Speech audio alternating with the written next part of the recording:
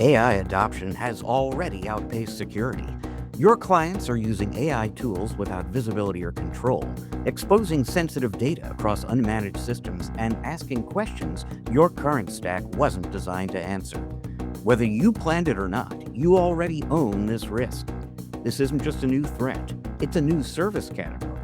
AI detection and response enables MSPs to deliver real-time visibility into AI usage, detect risky behavior as it happens, and enforce guardrails across users, data, and systems.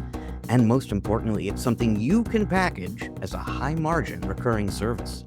AI isn't slowing down. The only question is, will you be the MSP who controls it, guides it, and gets paid for it? Want to learn how early adopter MSPs are turning that risk into new recurring revenue fast? Then join MSP Chat co-host Erick Simpson for a webinar entitled The First MSPs to Own AI Detection and Response Will Win. It takes place Thursday, May 7th at 8 a.m. Pacific Time, and you can register at https://AIDR webinar. That's https://bit.ly/AIDR webinar, all one word. We'll see you there. And now, on to the show. And 3, 2, 1, blast off. Ladies and gentlemen, welcome to another episode of the MSP Chat Podcast, your weekly visit with two talking heads talking with you about the services, strategies, and success tips you need to make it big in managed services. My name is Rich Freeman. I'm Chief Analyst at Channel Master, the organization responsible for this show. I am joined this week, as every week, by your other co-host, our CEO and Chief Strategist at Channel Master. His name is Erick Simpson. Erick, how are you?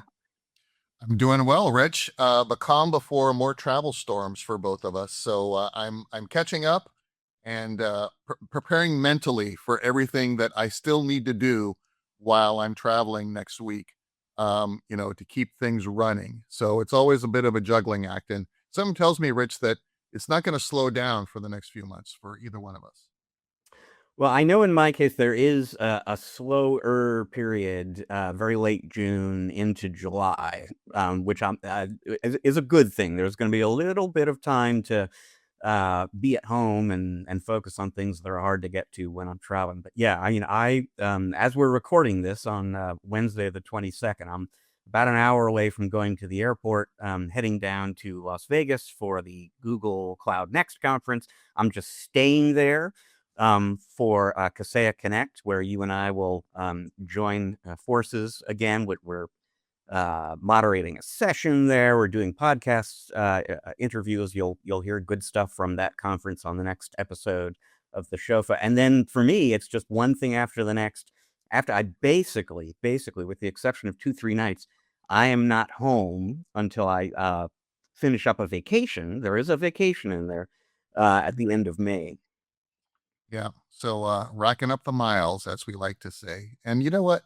That's a whole other topic about how, how much less we're getting for these airline loyalty programs. But, enough of that. Let's get into today's story of the week, Rich. Let's get into our story of the week here. And it concerns resilience, which was the topic of my most recent post in Channelholic, my blog, which you can find at channelholic.news.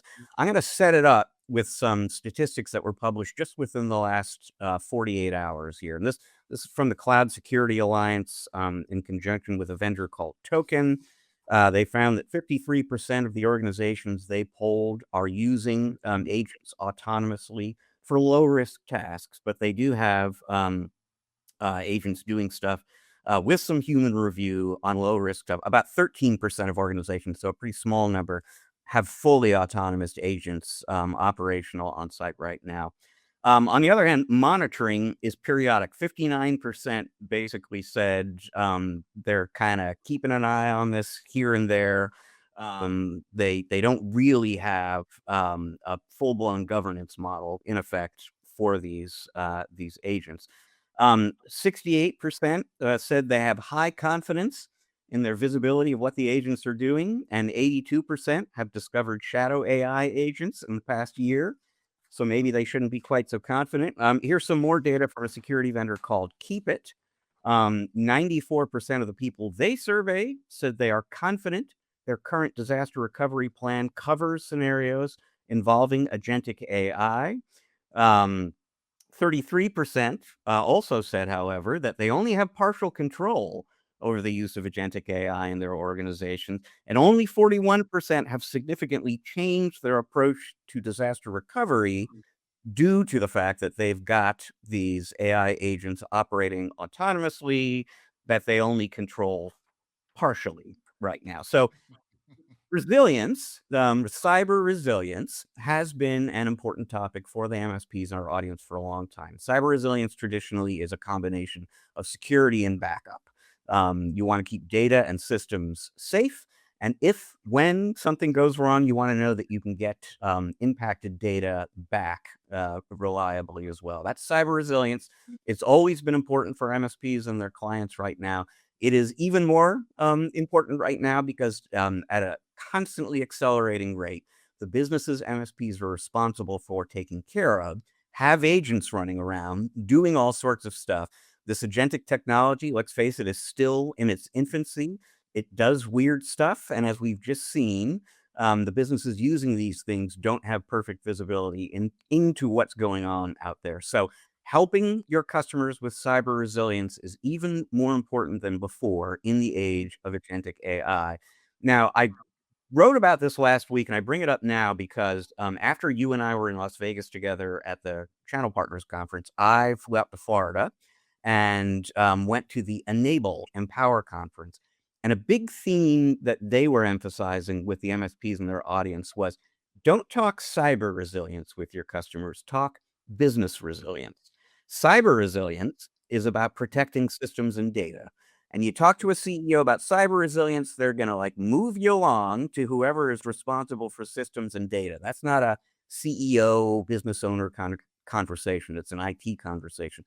Business resilience is about business continuity, meaning will I continue to have a business if something goes really wrong? Natural disaster, cyber attack, you name it. That's business resilience is something you can talk about with a CEO, and they're going to want to talk about with you. And so that I think is sound advice. I like the sound of that. One of the things I came home from that conference appreciating, though, based on things Enable executives said, based on things Enable partners at the conference said to me, is we need to be thinking more than ever about resilience right now, and thinking about resilience beyond cyber resilience and even beyond business resilience because of we find ourselves in this very new, constantly developing AI and especially agentic AI environment. And so I think, and if this touches on themes we've touched on here on the podcast within the last few weeks in terms of there being a lot of uncertainty out there right now about where AI is going next and how quickly it's going to get there and what the implications are for everybody. This isn't going away. This is not like a temporary phenomenon. Some of it is, but this technology is going to continue evolving at a very, very rapid rate. And so to deal with that effectively as an MSP and to help your end users deal with it effectively, in whatever their field is. You need to think, I think, more broadly about resilience. You need to be thinking about cyber resilience, and you need to be positioning that to the customer as business resilience. But as people at the conference were talking about, you also need to be thinking about financial resilience. You need to be thinking about workforce resilience, payroll. Do I have the right people in the right roles? You need to be thinking about margin and revenue and profitability resilience. Basically, if you're in a world where a technology we're still coming to understand is evolving at a very rapid pace and will continue to do so more or less indefinitely, you really need to build an end-to-end kind of resilience into your business, an ability to adapt quickly to whatever it is that comes next, a flexibility in every different dimension of what it takes to be a business right now. And it was just something that I hadn't really thought of prior to the Enable conference. But like I said, I wrote a whole post about it because I think it's sound advice for anyone. It's for MSPs, for their customers, and for you and me at Channel Master, Eric. I think everybody needs to understand the world can change on you very quickly. and you need to be in a position to take advantage of the opportunities, compensate for the challenges very rapidly as they appear. You got my neurons firing today, Rich. So good on you.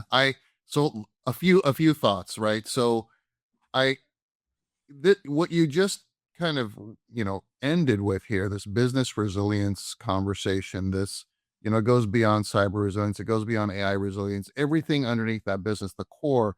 This is it speaks to the age old challenge that MSPs have traditionally had in trying to adjust their conversation and their perspective with their clients to get them to do the things that they know the clients need to do to achieve this business resilience. So think of a world, right, where instead of going into a new prospect conversation or an existing client conversation where you're trying to have those boardroom conversations that we always talk about, right, on the podcast, from the server room to the boardroom. And instead of saying, hey, we're going to do an AI assessment, we're going to do a cyber security assessment, we're going to do a network assessment. No, no, no. We're going to do a business resilience assessment. I mean, think of the shift in that conversation and how different that sounds to a business owner where you may not have a relationship. When they're talking about, wow, I've met with 3 or 4 different IT companies. You're the first organization that's talking about business resilience. So if we create this framework, Rich, where the business resilience is the goal, maximizing, maintaining, and strengthening that business resilience, that everything else tucks up under there. Financials, performance, profitability, uh, employee churn, HR, payroll, all these things, the technology, AI, cybersecurity. This, I think, is a very interesting area that I've not heard a lot of folks speak of in that way. So let's type it, Rich, and let's start talking about, hey, MSPs, now the path forward is kind of having conversations about business resilience, where you now, whether or not you deliver these services yourself, you can bring in other experts in other areas. Kind of reminds me of the days when we were MSPs ourselves, Rich, me and my team, and we had this tool called the Client Solutions Roadmap. And what we would do is identify all of our clients and every single thing that they would need to run their business.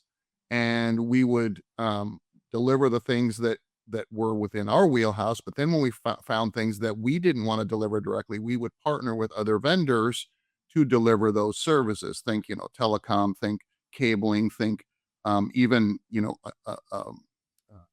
accounting services, legal service. Because we had all these clients in different areas, and we would bring them in and do that thing. So if you think about this business resilience concept, kind of mapping out everything that it takes for a small or medium business to operate, which is very similar to what it takes for an MSP to operate. So, we're not starting from scratch here.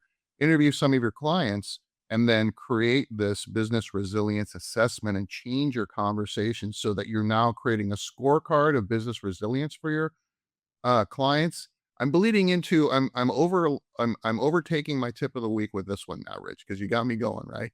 So creating a scorecard where you're measuring these things objectively with your client's input, and then identifying and prioritizing what they need to do with your help or with the folks that you collaborate with, and then engaging with the client's own um, other strategic partnerships that they have. They've got folks that you can sit down and interview and gather data to complete this scorecard. And then sprinkle a little AI magic on top of that, Rich, and then see what happens and have those conversations. Move the needle together with your clients. You become probably even more tremendously stickier with them when you're helping them really grow that business and look out for any, gotchas or pitfalls along the way. So I like that a lot. And then my last comment would be about some of those, you know, the data that you shared of these polls. I felt like there was a lot of overconfident responses in some of that data about 94% of folks surveyed thought that their DR plans cover scenarios with agentic AI, but 41% of them the other way.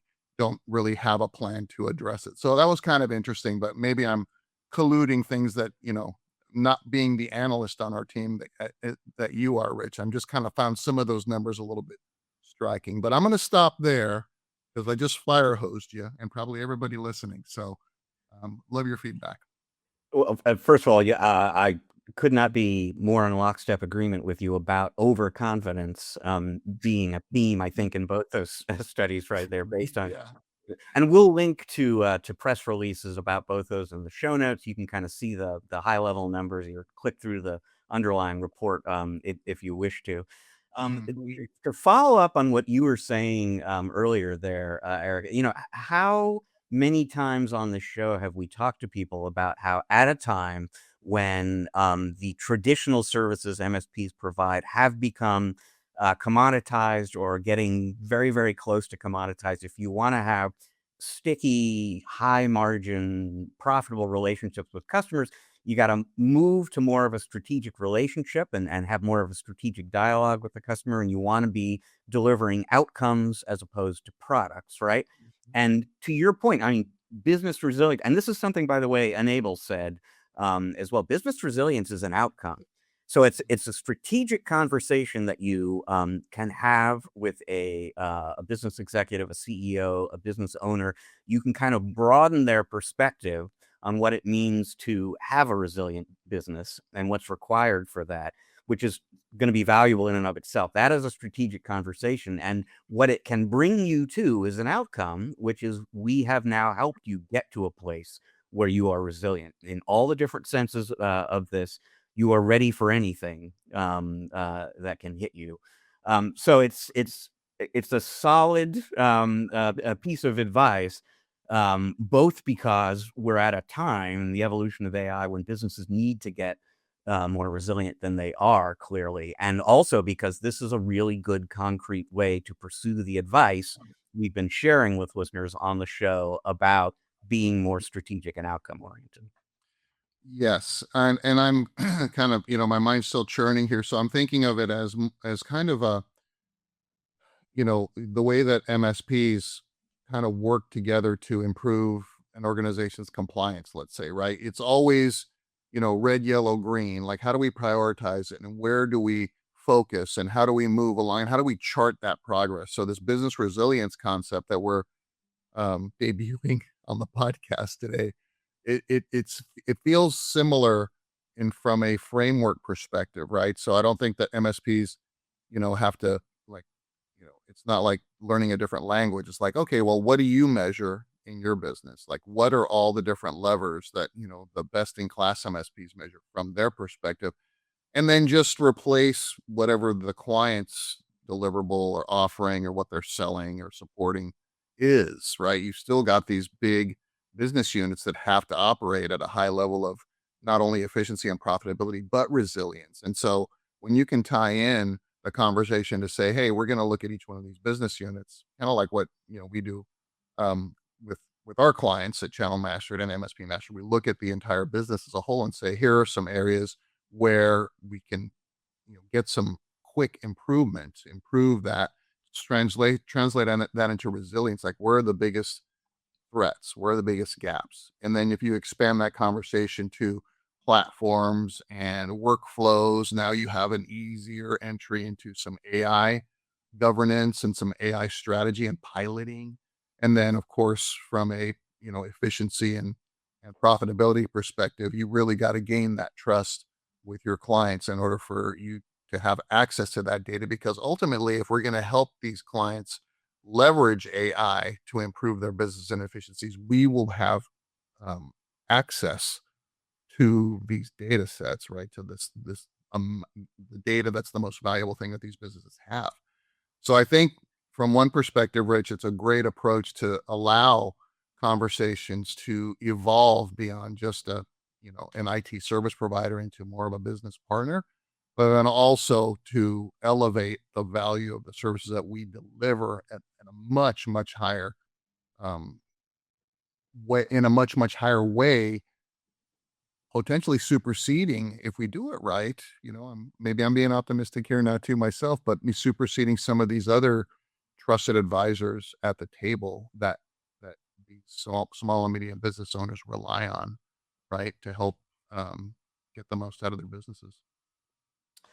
Well, having a conversation with a potential new client about business resilience is and doing a business resilience assessment is a great way to acquire a new customer, begin a relationship. But your tip of the week, you gave us just a little taste of it earlier there, Eric, has to do with what happens after you have successfully acquired that net new customer.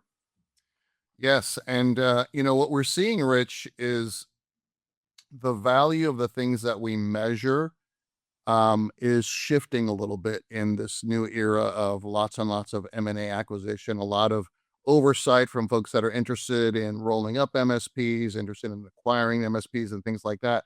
And so the KPIs that, you know, I'm used to measuring from, just 20 years ago of my MSP and the things up until just, I would say the last 5 or 6 years when all this M&A stuff started really moving forward, those KPIs and what matters to valuation have shifted a little bit. So I want to talk a little bit about why net revenue retention now is probably, I know I'll probably get a bunch of comments about this, but we want your comments, probably more valuable than new client acquisition. Think of it this way, Rich. If I'm an MSP and I've got, let's say, 50 clients, and I'm not adding very many new clients every single year, maybe a couple, right? Steady, not hockey stick growth, maybe two or three or four nice sized clients every year. I am growing my top line revenue.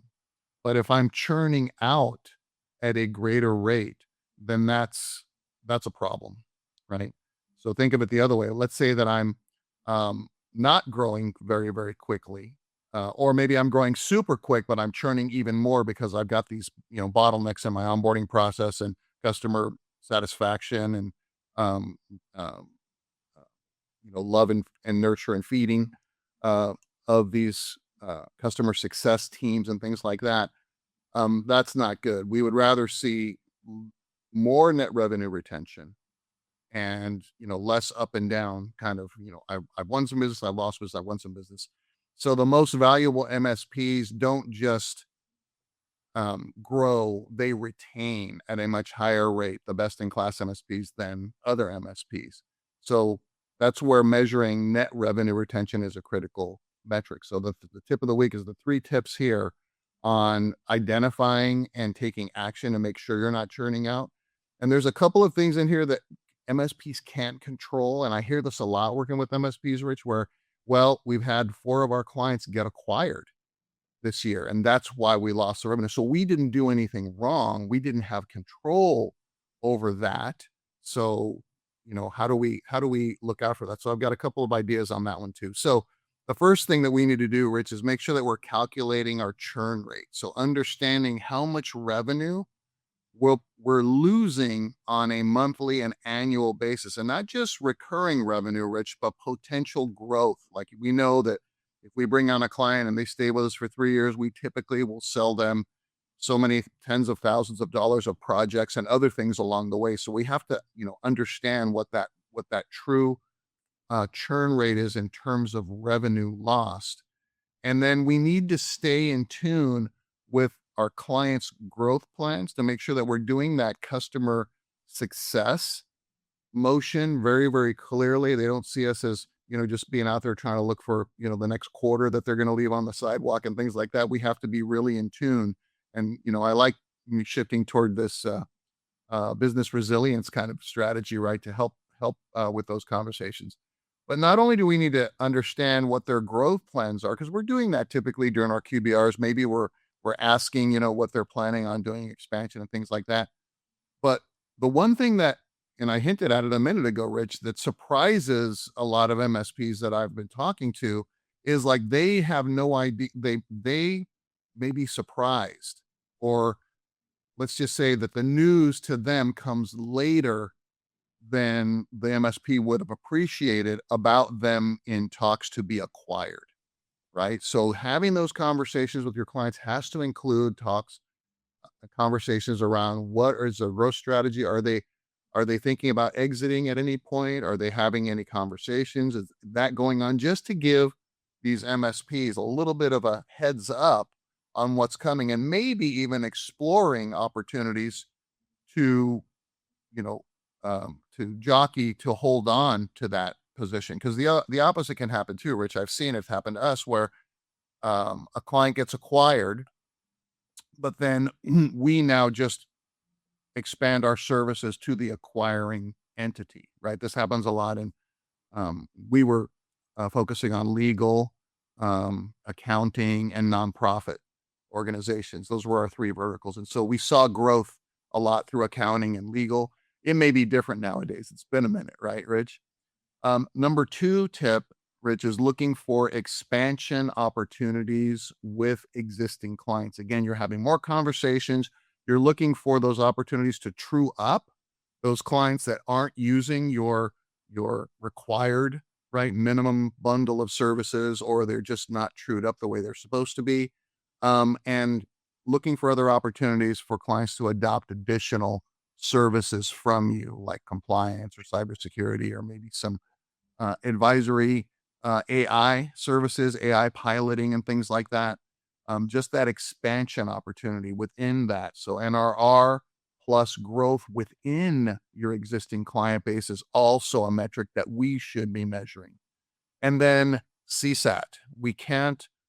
Um, we can't stress how important it is to have some sort of a function to measure our customer and end users sentiment and satisfaction, because I think that's another area that can be a gotcha, Rich, where MSPs think, oh, the business owners tell me everything's great, but all you need is one or two users that are dissatisfied with the last couple of tickets, or with the conversation or the engagement, or how long it took to close something, or just something weird about their recent experiences, who have a little bit of a platform and they can create some friction. So we want to make sure that we are not only measuring our direct point of contact or business owner satisfaction, but we are fielding some CSAT surveys to the end user communities within our customer organization, so that we can understand sentiment. And I would even go as far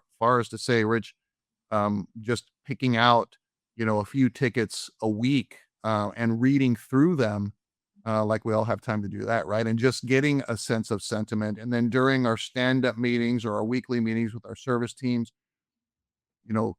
eliciting feedback from technicians and engineers about scenarios where, hey, delighting clients, or hey, are there any things that you guys spidey sense kind of identified that a client wasn't completely satisfied, or behaving outside, or an end user just behaving outside of their normal behavior with you? Like, is there any friction that we should be following up on, and then getting after it to make sure that we are delighting our clients as much as possible? As you know, Rich, we all make mistakes. Clients don't expect us to be perfect, but what they do expect is excellent immediate response and resolution to solve any of that, relationship based stuff. You know what I mean?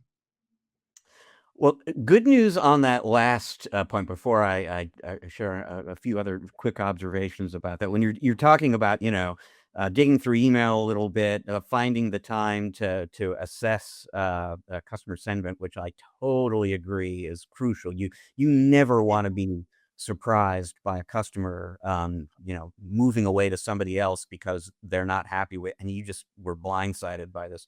The good news is there are AI tools coming along that will make this a lot easier, and I'm thinking in particular of one that SIFT, CYFT is working on. It's not in production yet, I believe. Right now, they've got a system. It listens to all of your phone and Zoom interactions with customers. It turns what it hears into automated detailed documentation. At some point down the road, though, it's also going to be listening for sentiment and telling you good news, bad news, so you'll be getting alerts essentially. So you won't have to be as self-reliant to keep an eye on, and I'm sure there are other companies beyond SIFT working on that right now as well. So a year from now, I think that absolutely critical task is going to be a little bit easier for folks in the audience. It's a truism in sales and marketing, Eric, that expanding your business with an existing client is always cheaper and easier than acquiring a net new client. And that right there, you just don't want to be churning customers because it's more expensive to get the new ones. Basically, a better growth strategy for the company is to expand with those existing accounts, not exclusively. Obviously, you're adding customers, but that is going to be a scalable, more economical model for growing the business. And that's directly related to net revenue retention. You're putting yourself in a position to expand your share of wallet with a business if you are retaining that account. And then the last quick thing I'll say, and I won't go far with this, but as you were talking, so net revenue retention, it's something that MSP acquirers have paid attention to before. I'm hearing exactly what you are, that it is more important in acquisition conversations than it used to be. But it has been a very important metric in the software as a service world for a long time. And this is true in terms of valuations and sales to private equity or IPO. Like, this is a very important metric. And hearing you kind of talk about how MSPs need to be focused on NRR as well just reminded me of a comment last week at the Channel Partner Show. I moderated a session with Jason McGee, the CEO of Cynet, used to be the CEO of ConnectWise, and Peter Melby, CEO of New Charter Technologies. And Jason made this comment at one point that I didn't really have time on stage to follow up with him about, but would like to at some point down the road. And he said he anticipates that in the not too distant future, acquirers are going to evaluate MSPs kind of the same way they evaluate SaaS vendors. And SaaS vendors get evaluated heavily on NRR. So I'm not taking that anywhere just beyond. It's interesting, the echo there that Jason's thinking along the lines of you need to be kind of modeling yourself in similar ways to how SaaS vendors do, and then here you are advising people focus a little more than you used to on NRR. Yeah, I was in the audience. I remember him saying that. And I think it's a direct reflection of the the sophistication of the buyers coming into the MSP market now, right? These more sophisticated buyers are coming. It's not, we're moving way past the, you know, we'll merge our companies together, MSPA and MSPB in the same geo, and kind of grow things and things like that. We're seeing a lot more sophistication and discipline around how valuations are conducted here. And just like Jason said, coming from SaaS to MSPs, now we're seeing that, and that is definitely having an impact on how we should be looking at these things. And I think the last point that I'll make before the break is the the this strategy should force MSPs to rethink how quickly they want to bring in net new business, because we've also seen this, Rich, where we're chasing this net new revenue, and after a period of time, one of the reasons that existing customers churn out is because they feel like, oh well, you guys are going after these other opportunities and you're not giving us the love that you used to give us, right? And we're churning out those clients. And a lot of, we've talked in the past too on the show about A, B, and C clients, D, E, and F customers, and saying, well, you need to, start shedding some of those D, E, and F customers to make room for some of those A and B clients. But now I'm adjusting my perception or perspective around, well, maybe you should be shedding, and I always thought this, but now I'm verbalizing it in a much more direct manner, shedding some of those customers so you can focus more energy on growing existing revenue with your existing clients, because it is much more valuable than going out and trying to, bring in that new business. And we both know, Rich, it is challenging for MSPs to bring on net new revenue. But like you said, so much easier just to strengthen and build business resiliency with your existing client base. Well, we began this episode of the show talking a little bit about some of the security implications of agentic AI. Well, guess what? That turns out to be, not that we planned it this way, but it turns out to be a great lead in to our interview segment, which is coming up right here. We are really pleased to have Avihay Nathan of Palo Alto with us. I met him about a year ago when he was a senior executive at CyberArk. Since then, Palo Alto bought CyberArk for a very large sum of money because Palo Alto understands agentic AI security is going to be a big issue out there right now. So today, Avihay is the Senior Vice President of Product Management, Machine and AI Agent Security at Palo Alto, and he is going to guide us through some of the dangers, some of the opportunities for our audience around agentic security. That is coming your way after the break. Stick around. We'll be right back.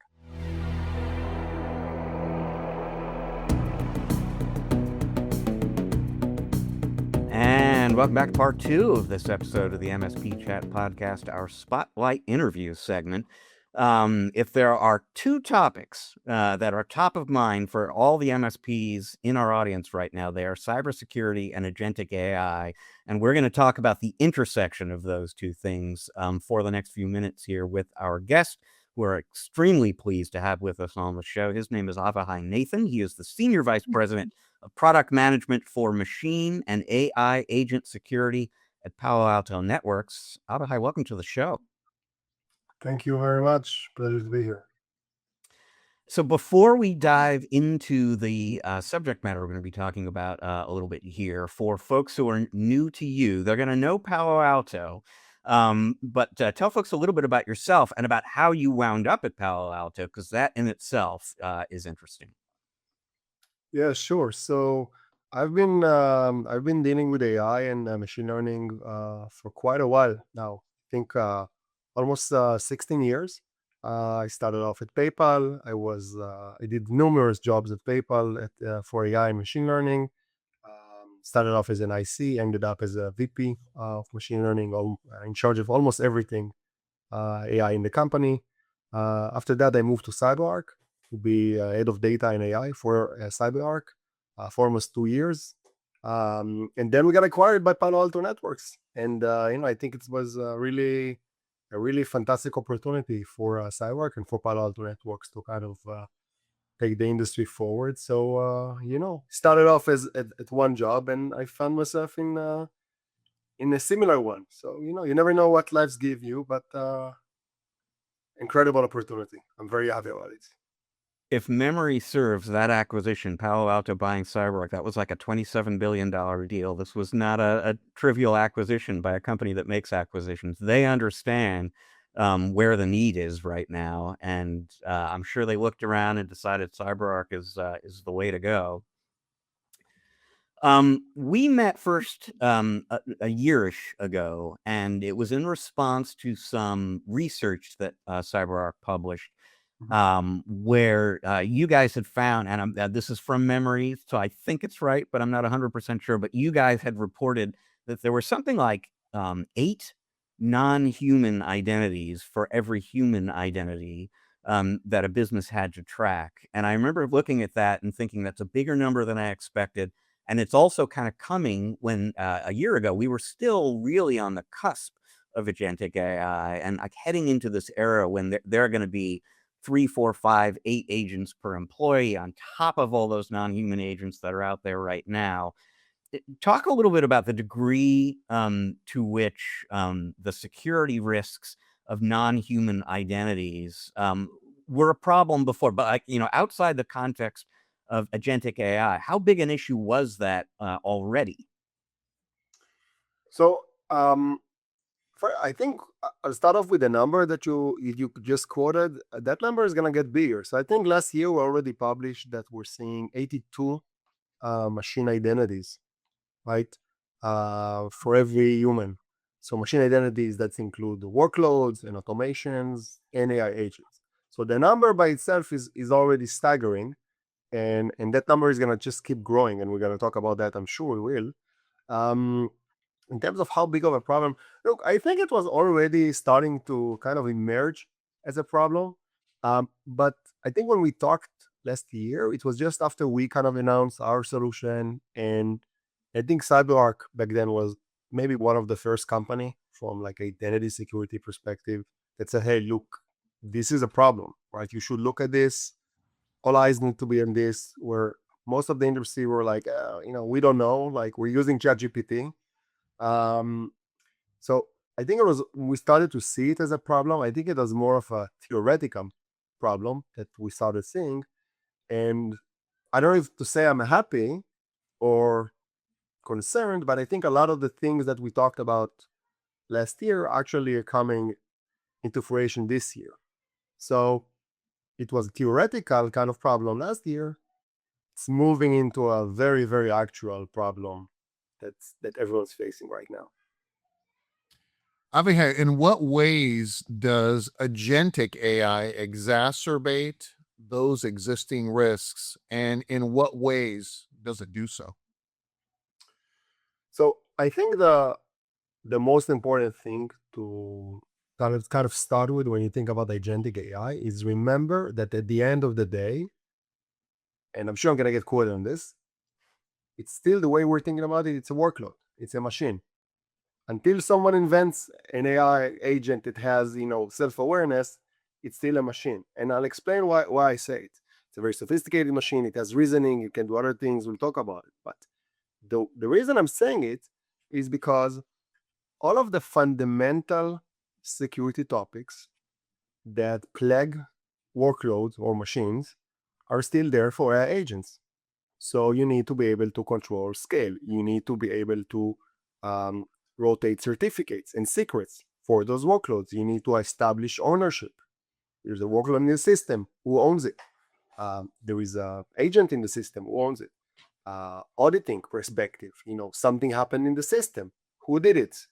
Did I do it? Did my workload did it? So automation. It's the same for agents. The problem does get bigger on the machine side by I will say, the autonomy that is given to those kind of, let's call it machines. Because on a workload, you're usually, I'm going to be very careful with this. You know exactly also what is reading the workload. You can understand, and we'll talk about that from like the reasoning perspective.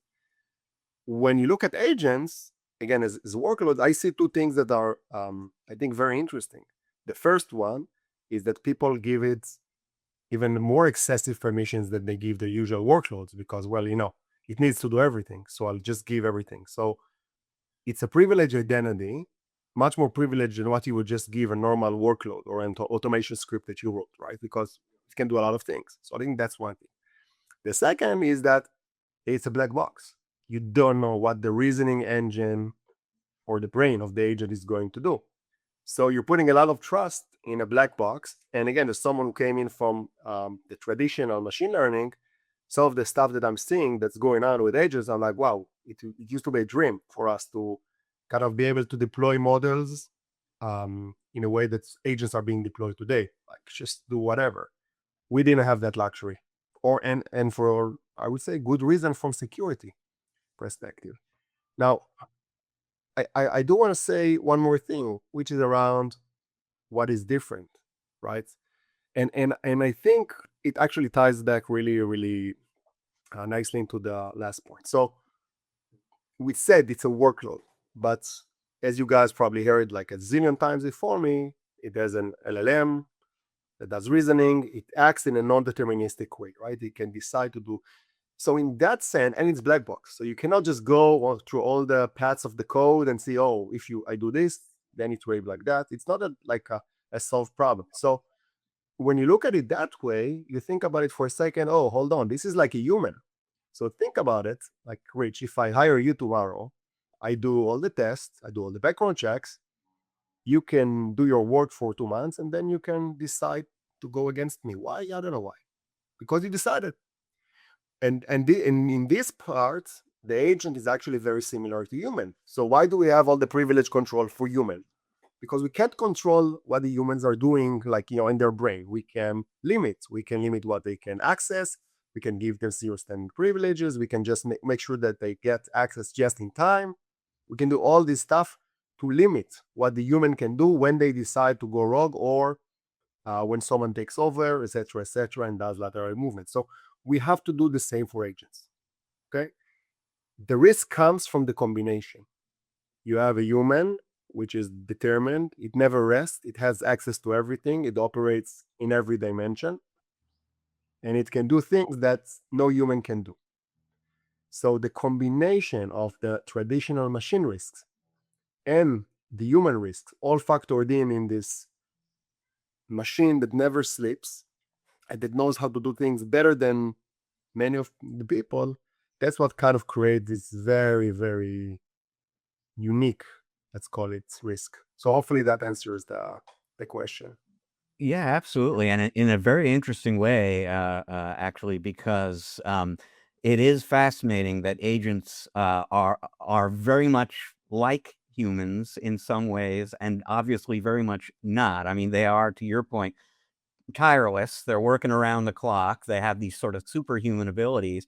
But just like, people behave unpredictably and irrationally, agents can as well. And so, yeah, from a security standpoint, a lot of what you have to worry about is kind of similar. It's just a really interesting approach to the topic.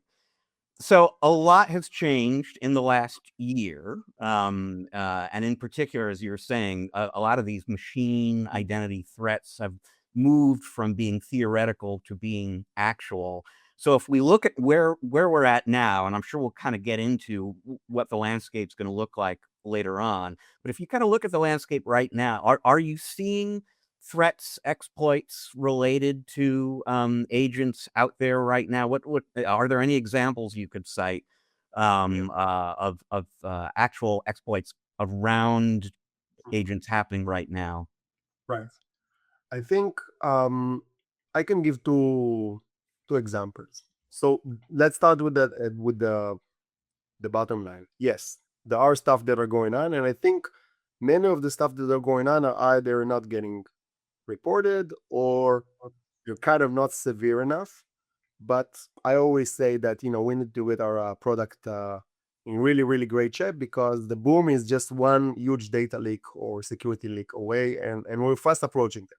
So that's the bottom line. Now, I do want to give two examples. I don't want to leave it up in there. So if you look today on the way that I would say most enterprises are utilizing their agents, there are two ways.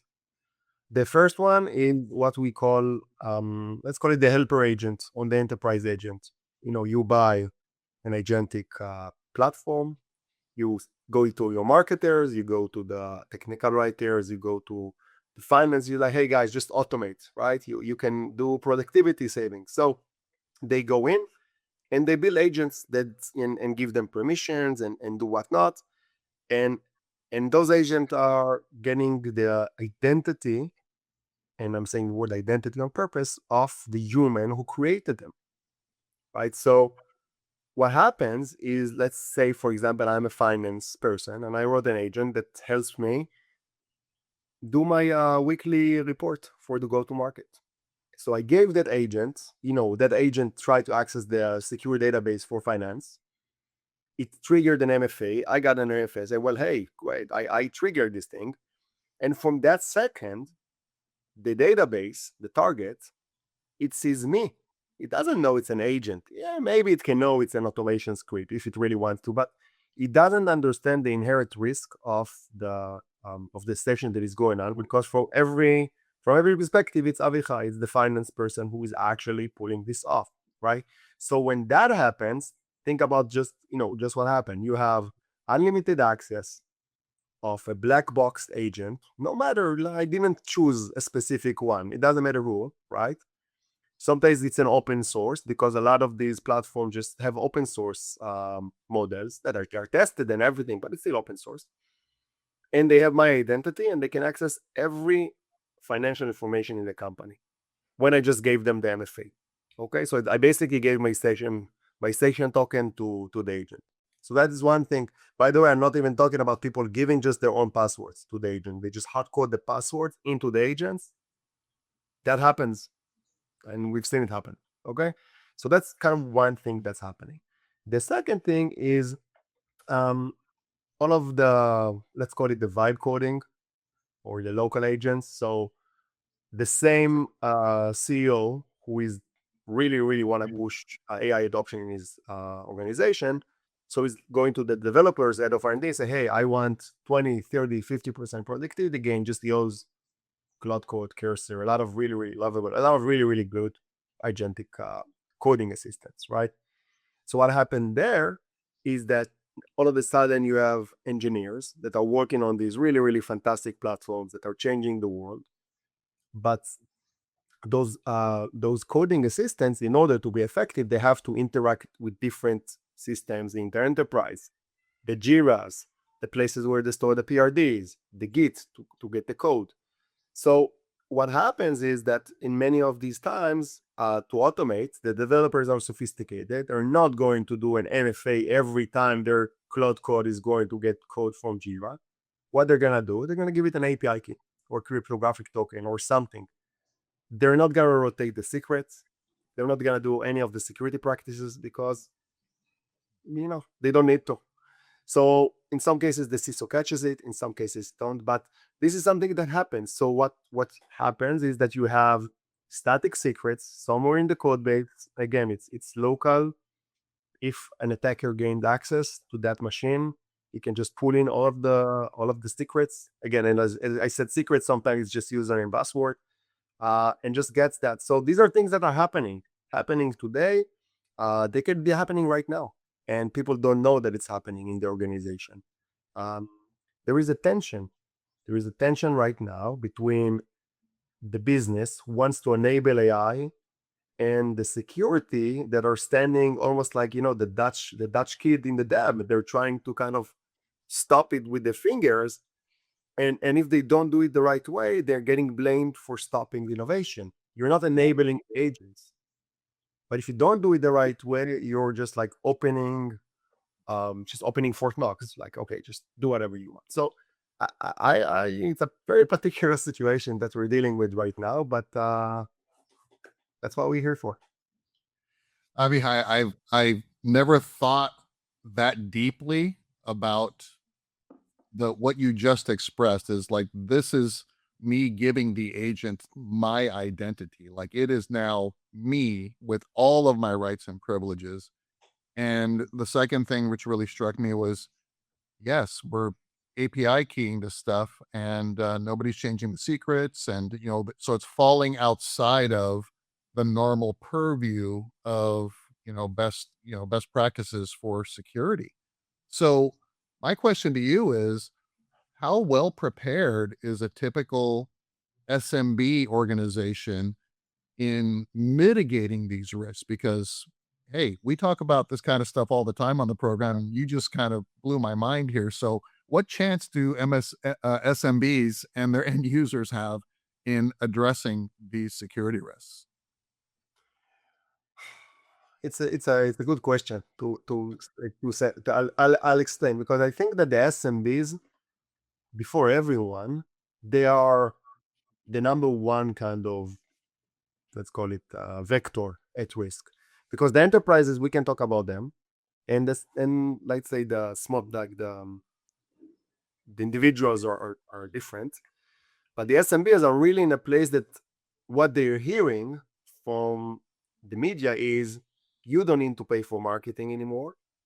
You have an agent that does that. You don't need to pay for design. Just do this, right? Every day the stock exchange moves according to the new releases. So the SMBs are actually are the people who, with the most incentive to adopt AI as soon as possible, to cut down on their cost, right? Because again, they're not enterprise that can afford having these luxury. So I don't think they're completely prepared, let's call it this way, because the SMBs are usually the places where the security, again, it's just another cost structure. No, again, rotating secrets cost money. You need to have a vault. You need to install it. You need to maintain it. Again, you can do it from. There's many companies who are doing it. So I think the SMB is actually, I will say, in Hebrew we say the weak stomach, right? The place where it's the most exposed, and they do hold a lot of valuable information, financial information, sensitive information of customers. Um, I can tell you in a second if you'd ask what I think the solution will be for them, but if you're asking me if they're well prepared, then definitely not well, and I would say even not prepared. Which then begs the question about the MSPs. Yeah, I mean, you were talking about the difficult position that business leaders are in right now, where they want to get all of the productivity boosting power they can out of AI, and to do that, inevitably they create these sort of security dangers. Particularly in SMB, it's going to be the managed service provider those business leaders turn to help them navigate that trade-off and figure out how to do it. So the SMBs are not very well on their own, not very well positioned right now to deal with these risks you're talking about. How about the MSPs? Let's assume that they're cyber aware. Knowing what they have known up until this point in time about security, how well armed are they to deal with this issue for their clients? Yeah. So I think that's actually a big part of the solution, right? And I think we talked about SMBs. I'll go back to it in a way. An SMB that wants to survive this will not be able to kind of do it unless they're taking advantage of offerings that are also kind of agentic from security perspective, or they go to an SMB that does it for them. So that's part of the solution. Now going back to the SMPs, I think from what we're seeing and what I'm seeing personally, I think the SMPs understand this very well, because at the end of the day, they need to give a complete solution to their customers, right? If they're good. And again, some of the MSPs we're working with, they are top class. In some cases, they understand the market just as good as we are, if not more, right? Because they are standing in front of their customers.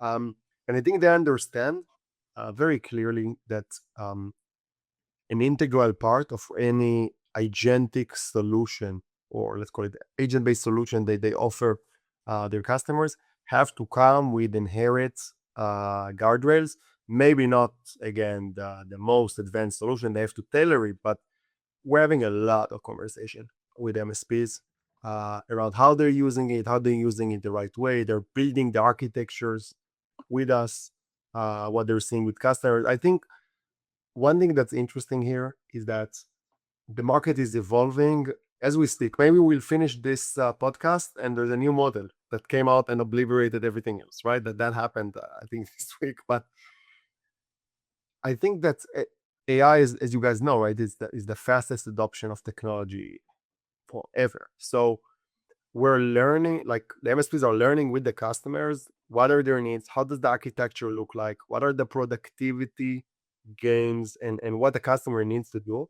And in many cases, they're sharing this with us when we're having the discussion. So it helps us tailor, let's call it this way, the agent security much deeper to what the customer or the SMB actually would need. So I think that's again plays a really, really critical part here in bridging the gap between enabling at all costs and keeping it secure, and also, again, the flow of information in the industry. It will take time. At some point, it will stabilize, and as every industry, right, there's going to be 90% commodity, and then the company who does the 10% really good are going to win. We're not there in the 90%, definitely not yet. As if MSPs didn't have enough on their plates, just trying to keep up with the existing infrastructure and the client's needs and just the traditional cybersecurity requirements. Now, you just mentioned, Avihay, that this is the fastest adoption of any technology in history. It's like, add that on top of everything else the MSPs have to worry about. So can you share a few of the most important steps for our MSP audience that they should be thinking about to keep their SMB customers safe? What would you advise them to do? Right. So the first thing I would do is really to, I know it sounds trivial, but it really is to go back and understand the customer needs in agents. I'll explain why. Because when you actually look at agents, there's a lot lots of different ways. So everyone says agents, but you have enterprise agents, which are like all the builders, and you have local agents. You have SaaS agents, which are agents that you can deploy, on Salesforce or ServiceNow. We have agentic browsers that maybe the customer wants to use. So these are just the type of agents. And then you have the different ways that the customer wants to authenticate with those agents. Maybe it's OAuth or Yafov. Maybe it's with secrets. And then there's MSP and skill and A2A. So you really need, again, if I would be an MSP, really understand what the customer intend to do with those agents and how do they get to these, like, what are their targets, so you can tailor a right solution, because there isn't something that fits all and no customer will use everything. So I think, again, for an SMB that usually have very, very specific needs, you need to understand the customer. So I think that is one. The second thing is, I would think about a strategy that doesn't kind of force the customer into all-in adoption from day zero. Okay, customer needs, like, they need to learn how to use this thing, right? You don't take a teenager, again, I don't want to compare the SMBs to teenagers, it's definitely not what I mean, but go with me for a second. You don't take a teenager who just got a license and you give a Lamborghini and say, okay, just go to the Autobahn in Germany and drive triangle, right? I mean, you can, some will do it, most, that's not gonna be really, really safe, right? So the way I would do it is, like, would work and kind of create a method to say, okay, look, hold on, here is a system, here is what it does, we can accelerate, we can accelerate, and also build on top. So when something happens, then we can go to the next level, the next level. So something modular that allows you to have checks and balances, and on the other end really allows you to kind of keep upgrading, so the customer doesn't need, like, because the basics are the basics. So think about it like the human body. So we all have similar bodies, and in many ways the brain is different. So you can replace the brain, but you still have the same kind of, okay, we walk the same way, we swim the same way, we eat the same way. So putting together infrastructure that answers the needs, that has checks and balances, but is also kind of easily replaceable, so you can upgrade with new models and new offerings, is the second thing I would do. Because if things go right, the industry will evolve. It's gonna be great. The customer will also evolve. They will want to do more things. Like, oh, great, these agents are actually doing something for me. So, hey, I know that you guys help me do vibe coding, but I want to use Salesforce for a second, agents, because maybe I can do better. Great, let's connect that. But when they do it modular in a secure way, then the customer, like the SMB, stays safe. So understanding the needs, building something modular, and it's a journey. And I think this is something that MSPs know how to do really well. Understand that every adoption is a journey with the customer. So not to push them. And sometimes, I say one last thing, save the SMB or the customer from themselves, because they all want to get 100% AI efficiency. And they actually, again, just like a teenager, they want to drive, the Lamborghini. But maybe you want to start them off with something until they learn how to control, and then get them. So, but as we know, you need to do it in a right way. So those would be my tips. Some of what you were just talking about there is kind of a perfect segue to something I wanted to ask you about, because we're talking mostly about agentic AI as a source of risk and threats, and how the end users and their MSPs can mitigate those threats, which is a very important topic. But in addition to being a challenge, agentic security is potentially an opportunity as well. Just like agentic AI itself is both a source of security risk and a source of immense productivity. So, kind of flipping the conversation around a little bit, how would you encourage the MSPs in our audience to think about agentic security as a business opportunity in addition to a security challenge to be overcome? Yeah, look, I think that when you frame it this way, I think agentic has the potential to be, again, maybe the biggest technological revolution since the internet. Okay, because I think going back to what we previously said, the ability to get the best marketing person in the world, get the best analyst in the world, right? Get, I don't know, take the best salesperson in the world. All of them acting on your data on your behalf, listening to your orders. That is an opportunity of a lifetime.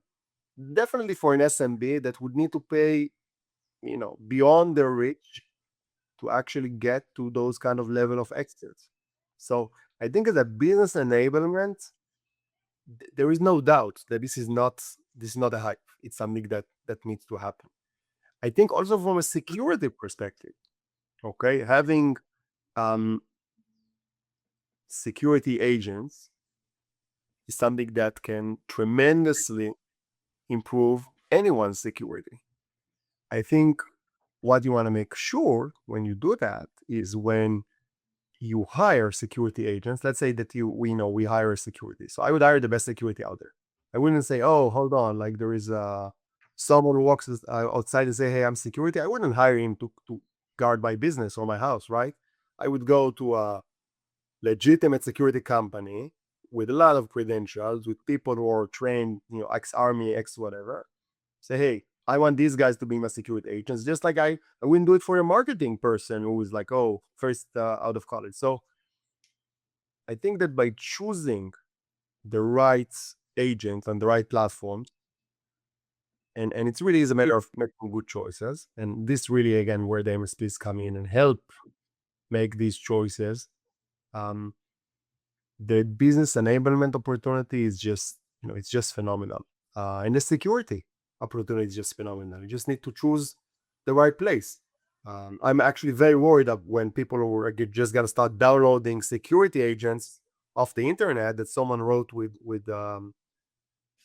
never mind, with one of the platforms, and it's like, well, no, that's good enough, that's great. I mean, no, you don't do that, right? Like you don't put a lock on your house that you found on the streets, right? You just don't do that. So I think, again, that's a big part of what the MSP, even though the lock is cheap and you got it for free, it's like, but that lock is really expensive. Like, why do I spend all this money? I have a business to run. You would spend it because the cost of error is really, really big. In marketing, well, it's also big, but maybe a little less, right? So this campaign went down, we'll do another one. If the lock is broken, then your house is gone. So I went back to the security rich, sorry, but I tried going to enablement. Earlier in our conversation, you talked about how SMBs are, using the, you know, ineffective privileged access management techniques in AI. In January, CyberArk published some research suggesting that MSPs are also using less than ideal or outdated privileged access management techniques for the agentic AI era.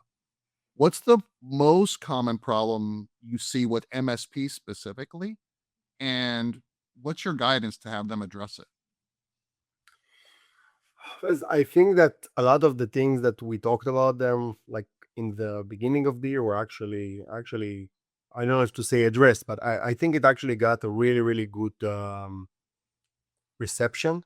We had people talking to us. We had really good traction about this. So I think that in that sense, um, it created what we wanted, right? Which is really to kind of bring awareness. So that is really something that we liked, and that's part of what we do. Like we publish these things so everyone stays safe at the end of the day. You know, so that's one thing. I think um, what I'm seeing, I think on the MSPs, and again, I wouldn't go, but I see it generally in the industry is the push towards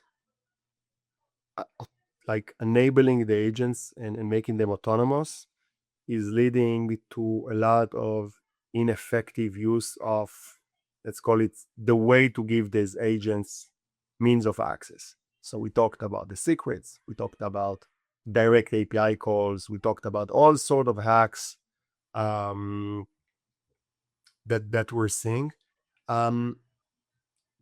because we're in a point where people are moving slowly from on behalf agents into, oh, this on behalf agent looks good, I'll make it autonomous. How do I make it autonomous? Well, I want it fast. I don't want to integrate with the secret store. I don't want to put in hashi, like, or never mind. I don't want to just put in the effort. So what do I do? I do something quickly. We'll do it. We do a secret store. So I don't think there is a single MSP who recommends, we'll just do it, right? But what they do say is, hey, we need to enable this thing because you bought us to get productivity gains. No one goes and say, hey, I want to make everything secure, right? You're going because you want to save money. You want to get 50, 60, 70% gains from AI. So I think the combination of agents technology improving to the point that people want to make it autonomous, to the means of access that are just there, and like, okay, let's just do something quickly. Let's just show results because it costs a lot of money and people want to see results. And you go on LinkedIn and every day you see, oh, hold on, I automated everything is in AI. So the FOMO creates the pressure. And then, Eric, what you see is the same thing that you saw for workload. And that's why I kept saying the same plagues that we already thought they're gone, they're coming back to us. So that's what we're seeing right now. Hopefully that helps.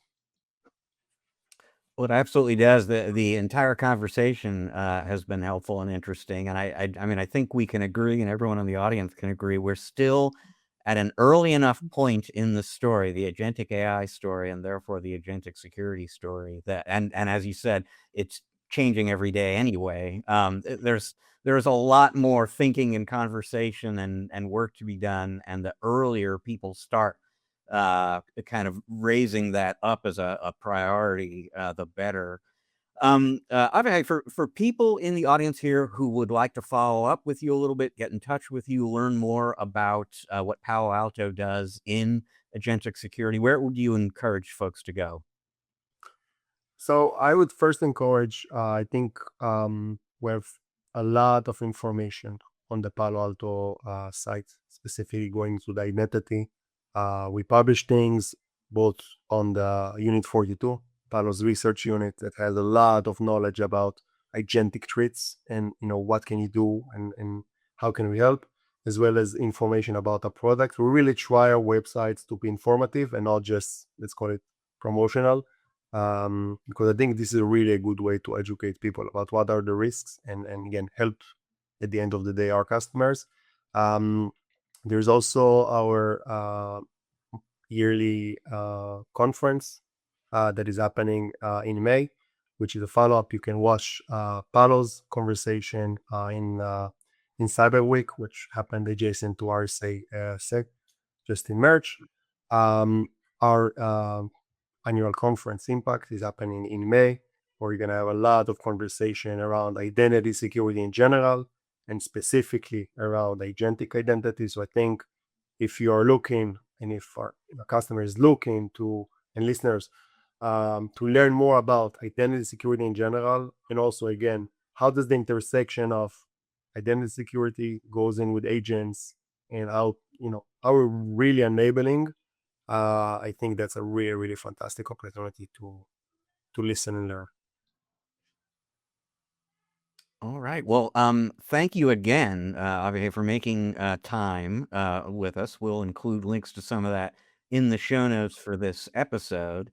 Folks, Eric and I are going to take a break right now. When we come back on the other side, we're going to share some further thoughts about this conversation with Avihay Nathan of Palo Alto. wrap up the show, have a little fun, stick around. We're going to be right back.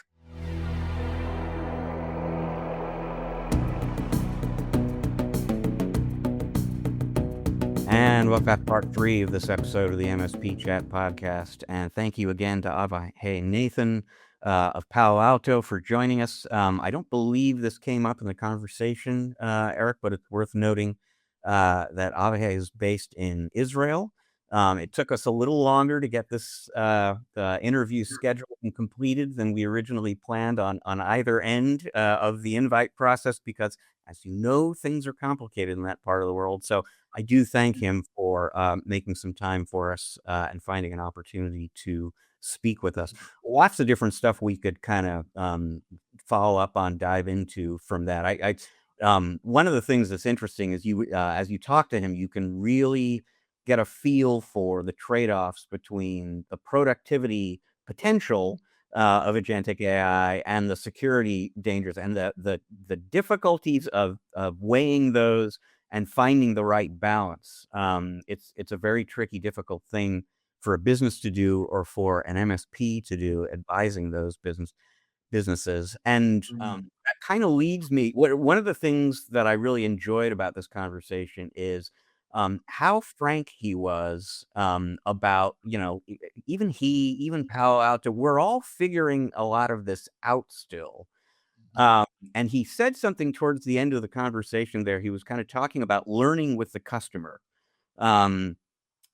which I took to be, or what was interesting about that concept to me, was the idea that maybe a really smart thing to do around AI with customers right now is to be transparent about the fact that this is new.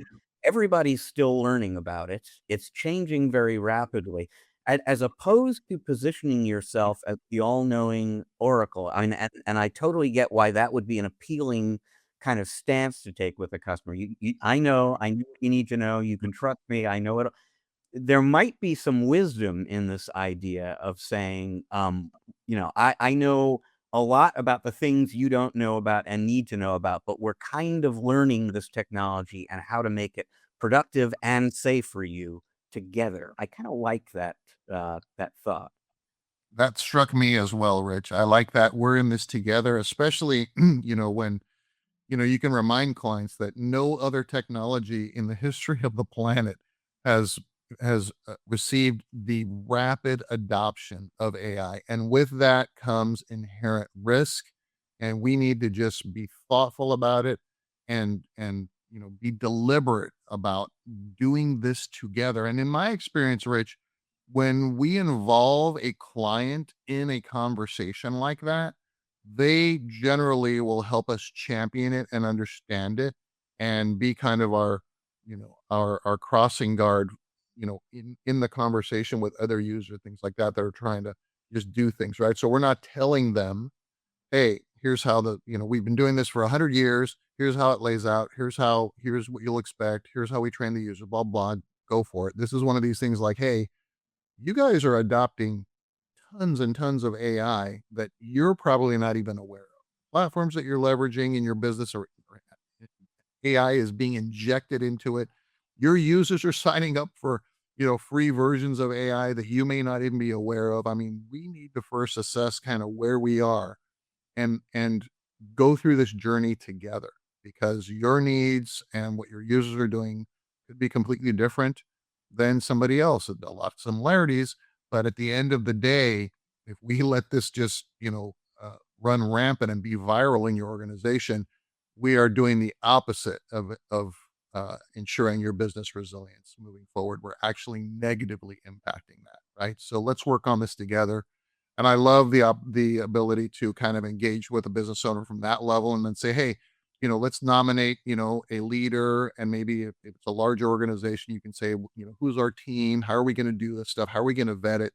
It's like we're bringing something in that, heck, it could be radioactive. Who knows, right? We don't know. We don't want to prescribe penicillin because we don't know if you're allergic to it or not, right? Where are those cracks going to be? So we've got to do a little bit of thoughtful assessment as we move forward in our new umbrella of business resilience, and getting clients to buy into that. And the more you get the client directly involved in that process, the more invested in the technology they're going to be. And so to the degree that there's any kind of resistance coming from the sort of frontline knowledge workers around this AI stuff, if they have a voice in where the risks are and where it gets used and doesn't, and then it becomes something that they're doing instead of something that's being done to them. So that's one more benefit of what you're talking about. Well, folks, that leaves us with time for just one last thing. And Eric, I'm pretty sure most of the people in our audience can kind of relate to the experience of being on a long distance drive.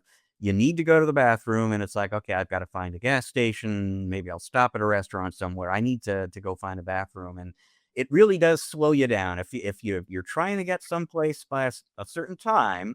That delay really can increase your travel time. And well, good news if this is something that you encounter a lot and that concerns you, because a Chinese car company has successfully patented a voice-activated in-vehicle toilet that slides out from under a passenger seat. Now, I just noticed the passenger seat part, not the driver's seat, so they're going to have to work on that.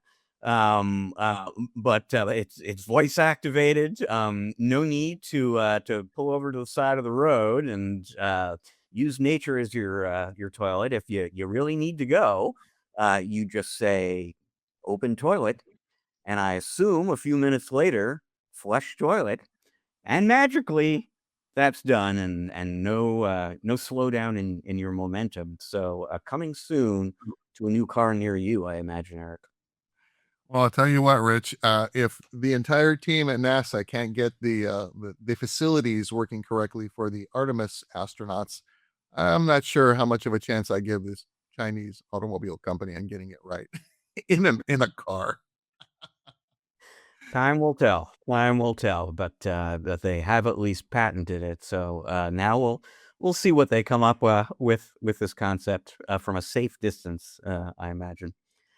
Well, folks, that is all the time we've got for you this week on MSP Chat. We thank you very much for joining us. We remind you as well, as we always do, this is both a video and an audio podcast. If you're watching us on YouTube right now, but you're into audio podcasts, go to Spotify, Apple, Google, wherever you get those audio podcasts. You're going to find us there if you are listening to us.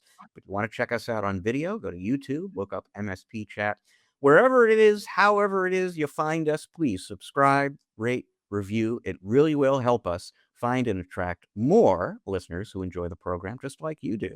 This show is produced by the great Riley Simpson, part of the team with us here at Channel Master, where we work with vendors who want or wish to have a thriving MSP channel. You can learn about the full spectrum of services we offer to help with that mission at www.channelmaster.com. Channel Master has a sister organization called MSP Master.